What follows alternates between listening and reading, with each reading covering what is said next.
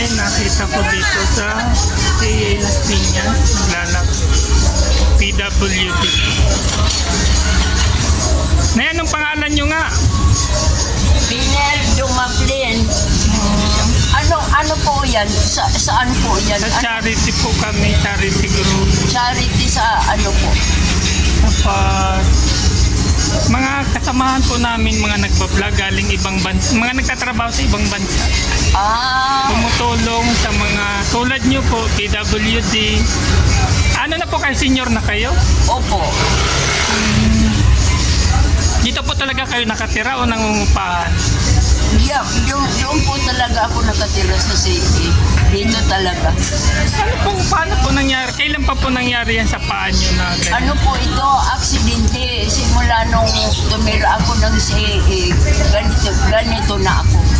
Na-aksidente ako ng 28 years old. So, ang tagal na po pala. Ilan na po anak nyo? Ay, wala po. Hindi ako nag-asawa. Hindi ka po nag-asawa. So, yung pong tinitirahan nyo dyan sa magulang nyo o sa sarili nyo? Ay, sarili kong bahay. Kubo-kubo. Sige po. Nay, so, marami namang nakakakilala dito sa kahapon kasi nag-ikot talaga ako. Hinahanap ko kayo. Kasi ako wala nang magulang. So, namiss ko yung nanay ko. Ano din, halos nung naalala ko yung mother ko nung makita ko kayo. Ay, sige. May nagwawalis. Ayan, pagpasensyahan niyo po yung ano namin na yan. Okay lang po. Basta. May pagkakaloob namin sa inyo. Kada tapat yan. Ay, Bicol din kayo, kuya. Nagpipikol na nga niya. Ayan, nagkawalis si kuya. Naglalakad. Ay, Kaya nga naman nahilig ka nagkamang. nilapitan ako. Papunta kasi ako yung city. Gandang buhay po. Kahapon naglalakad ako, nakita ko to si Nanay Biner. So huminto ako saglit at nag-usap kami. So pumayag naman po siya na magpakuha ng video. Nay, ilang taong ka na po? 77 na po. Okay. So anong probinsya niyo po? Biyong Kabusaw, Camarines. Mga anong apelyido po ng mother at father? Ano po, ang tatay ko Dumaplin, ang nanay ko Talagit. Ang tatay ko taga Butulan, Sambales. Ang nanay ko naman taga Bicol, sa Iriga. Okay. Doon. So paano po kayo na padpad dito sa Las Piñas? Ay, mga tungkol sa mga kaibigan na ay doon anya may lutian niya doon. Mga bali-balita lang na mga kaibigan. Opo. Ganun lang po. Kaya napunta ako rito. So, since birth na po ba yung ganyang kalagayan nyo? Ako po, nagtatrabaho doon kay Oji Cordero. Noong 1979, July 3. Ayan. July 3, na-aksidente ako sa, ano ba yun? Na-aksidente ako doon sa island. Yung jeep sumampa. Nakatayo kami. Galing sa trabaho kay Uji Cordero. 6 kami na baldado. Tapos po? Tumira muna kami sa Baclaran. Pagkatapos po, lumipat kami rito sa city. Mga ano pa ito, Kalahiban pa. So, buhay pa po noon ang magulang nyo o kayo-kayo na lang? Buhay pa noon. Ngayon wala na sila. So, ano po, nagkaroon kayo ng pamilya o nagkaroon kayo ng asawa, anak o Ay, paano? wala po. Hindi na ako nag-asawa simula nung ako na-aksidente. Okay. Pero noong kabataan nyo naman, may mga nanligaw naman sa Ay, iyo. meron. Hindi naman po. Kaya lang, ay, Hindi talaga palad, ano? Hindi ka, ano? Hindi naman po kayo nahihirapan sa kalagayan nyo. ay, okay naman po. Basta kumikilos. Kasi alam mo naman ang mga tao, merong mga mapangkutya, merong hindi pare-parehas ang isip, Ay, kumbaga. noon po. Ngayon, wala naman kasi matanda na ako. Baliwala na sa iyo yung mga Ano yung mga matatanda, ginagalang naman. Sir, anong masasabi niyo po sa pinaabot na grocery pack ng aming Team United OFW Charity Group? Kami po yung samahan ng mga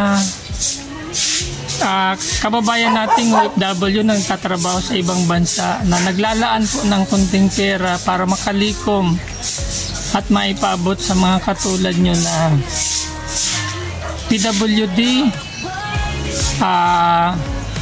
walang hanap buhay at mga lubos na nangangailangan nating mga kababayan. Anong masasabi niyo, Mother?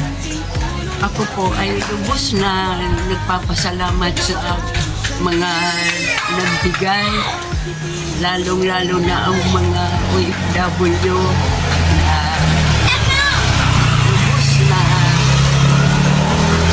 nagbibigay ng mga pangangailangan sa PWD.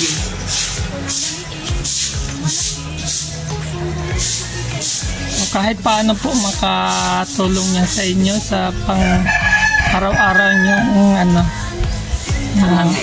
pangangailangan po.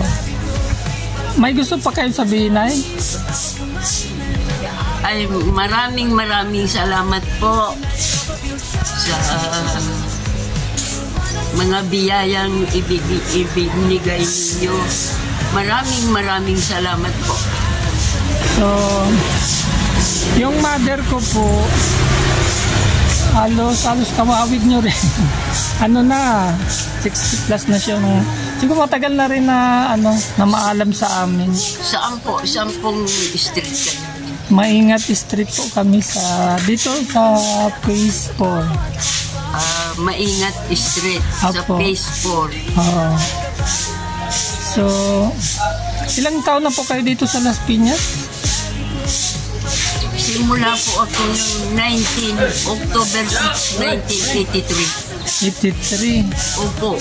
83, Ganito na ako. 2003. So, 40 years or more? Oo. 40 years. 40 years na. So, Mga ano pa po ito. Iba dito, talahiban pa. Puro mga damo. so dito na talaga sa lugar na to, hindi na kayo nagpalipat-lipat. Hindi na po. Dito na talaga. Dito lang po. Talagang kayo dito. So, nakaka-uwi pa po kayong Bicol? Pabakasyon o? Hindi. Noon, madalas. Ngayon, hindi na po. Ng kabataan niyo pa? Kailangan may kasama. Pwede kong umuwi, basta may kasama. Apo. Masing kama. Ayan si Kuya. Kaya ka mag-video, bawal yan. Okay. Tama lang ko dyan kung saan. Hindi na pwede. Sige, Mother. Lang kami dito, 2005 kami nang maano dito. 2005. Kailan lang. Oo. 10 years lang. Hindi, magto 20. 20 years. Oo. At kami matagal na rito. Mga nililinis pa yan, mga damuhan pa.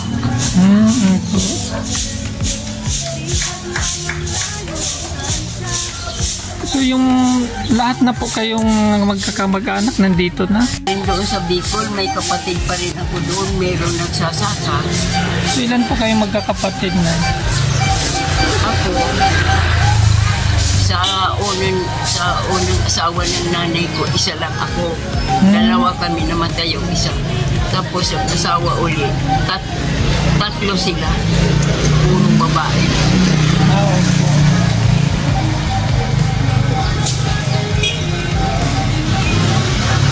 So kasi dati, yun nga ang sabi, dati daw Talahiban lang dito. Pero ngayon, no, develop na, no, mother. Kalain mo bang gaganda ito ng ganito? Eh, kasi yung tao, kasi sa lahat ng bagay ay malapit. Kasi ang iba nasa Cavite, nahihirapan dahil malayo daw. Meron mga nagpuntahan dito. Malapit daw dito. Ano yung naka-aksidente sa iyo? Inanuhan ka naman, ginastusan ka naman. Opo. 1979. Hindi ka naman tinakbuhan nung Paano po pangyayari? Hindi naman po. Ano naman sila. Paano po yung pangyayari na na-aksidente kayo?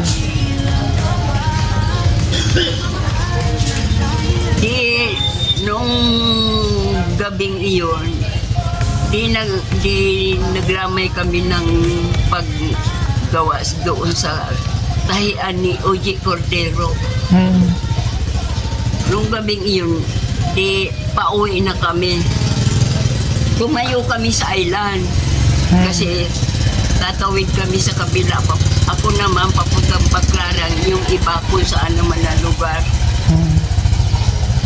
Ay, may lumiko, hindi, kasi nakatalikod kami, hindi namin nakita. Natumba yung jeep, sumampa sa island. Ang natumbahan yung mga tao. Nakatayo. Opo. Hindi lang pala ikaw ang na. Wala naman namatay, puro lang may injury.